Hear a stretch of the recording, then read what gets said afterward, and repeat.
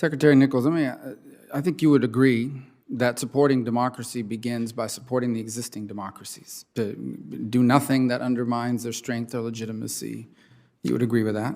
Yes. Okay, and you would also agree, I believe, that Colombia is one of the strongest, most stable democracies and one of our best partners and allies in the region. That's a correct statement. Absolutely. Did we consult with them before we delisted the FARC? Yes. What was their take on it? So this has been part of the implementation of the 2016 agreement between the government and the FARC, the peace accord. And from Colombia's standpoint, the key element is for us to be able to deliver assistance in areas where the FARC has demobilized. So that's the... But were they in favor or against the delisting? I don't want to characterize their position. They were certainly in favor of us providing assistance for those who've demobilized and are participating in the peace process. They are also in favor of us listing FARC-EP and the Segunda Marcartalia. Okay. So in terms of providing assistance to those who have demobilized and become politically engaged, is it not true that they wanted that assistance to be channeled through the Colombian government?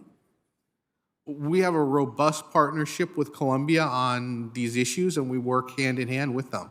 It's a great partnership. I understand, but isn't it true that what they wanted was not just a delist? They didn't want a delisting. What they wanted was, to the extent that you're going to provide assistance to these people who have abandoned the guerrilla fight, laid down their weapons, become politically engaged, we want you to run that assistance through the democratically elected government of Colombia, not unilaterally. So certainly they and many governments with whom we partner have an interest in us providing direct budgetary support, but I think it's important for us to be able to implement the programs that the Congress authorizes, that USAID and other implementing agencies like INL be able to directly carry out the programming. Even if the carrying it out directly goes against the wishes of the democratically elected partner of that home country? Everything we do with our partners in Colombia is negotiated and agreed with the government of Colombia. So you're saying they agreed to this? They agreed to this agreement? This is what they wanted to see happen, 100%? They sign an agreement on assistance programs, whether it's with USAID or with INL. No. Did they agree with the delisting and the direct delivery of aid to former FARC or FARC elements? I did not personally participate in that conversation. Who did? Is this an NSC process? Was the NSC lead on this? So our ambassador in Bogota, and it was crucial in this process. And again, I think it's, I don't want to give the impression that there's any daylight between the government of Colombia and the United States. They're superb partners. Okay, I think we'll hear from them on it. I can tell you, I know what their opinion on it is. They weren't in favor of the delisting, and they wanted, to the extent aid to be provided to these people, to be provided through them and not directly. But let me ask this, talk about the reality on the ground. So after this so-called peace process, there used to be, right, there's this FARC. The people who laid down their arms and became politically engaged have done so through a political party called Comunes, correct? Yes, Senator. That group is not sanctioned. They're not on any list of foreign terrorist organization, right? They're not, okay. And then the group that did not lay down their arms have gone on to become these dissident groups, FARC Dissident, FARC-D, and others, correct? Correct. Okay, we've sanctioned the group that became the dissidents. We've added them to the list. And the people that are in the political party are no longer sanctioned because they're no longer part of FARC. They're now part of the political process. So who exactly are we delisting? What was the purpose of doing this?